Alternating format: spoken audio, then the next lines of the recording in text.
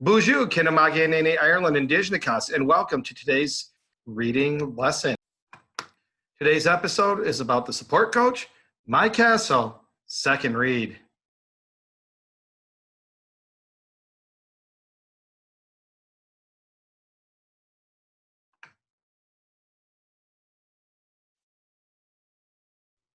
The focus of the second read is considering who is the speaker. The speaker of a poem is the person telling the poem. It is the speaker who expresses ideas about the topic of the poem. Sometimes poems are autobiographical, so the poet and the speaker are the same person.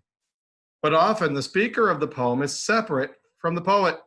The speaker is similar to a character made up by the author of a fictional story. Often the speaker is indicated by the pronoun I. However, it is not always clear who that speaker of a poem is. As you read or listen to poetry, think about who the speaker might be and how the speaker reflects on or feels about a topic. Long story short, we're going to have to take context clues sometimes to figure out who that speaker is.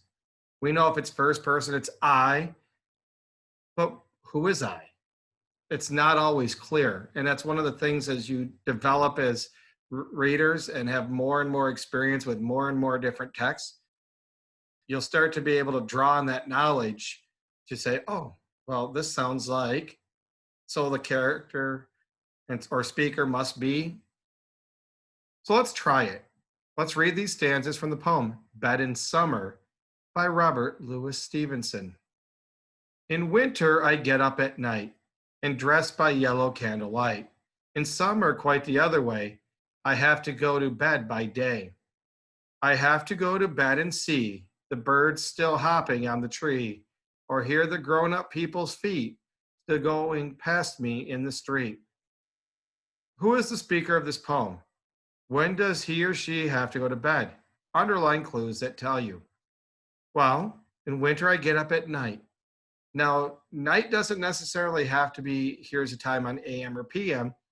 It could really be referencing it's still dark. You're dressing by the candlelight. This also might tell us that it's a poem that takes place a bit back in the past when we still used candles to light homes. In summer, I have to go to bed by day. And if night doesn't have to be a time on the clock, neither does day. This might mean it's daylight out. So when I hear the birds still hopping on the tree, see them, or I hear the grown-up people's feet, oh, there's another clue. Grown-up people's feet. Who refers to people as grown-ups? People who aren't yet grown-ups.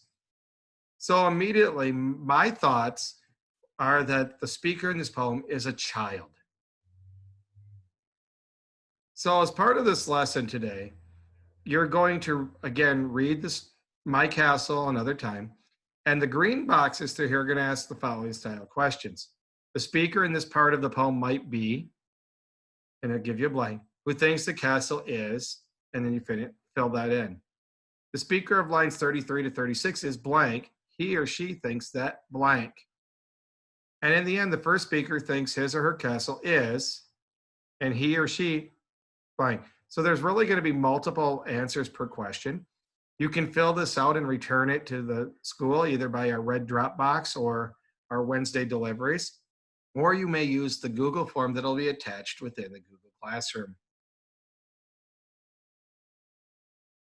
I hope you have a better idea now how to attack the idea of figuring out a speaker, and enjoy today's reading.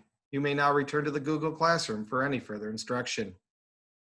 Bamapi.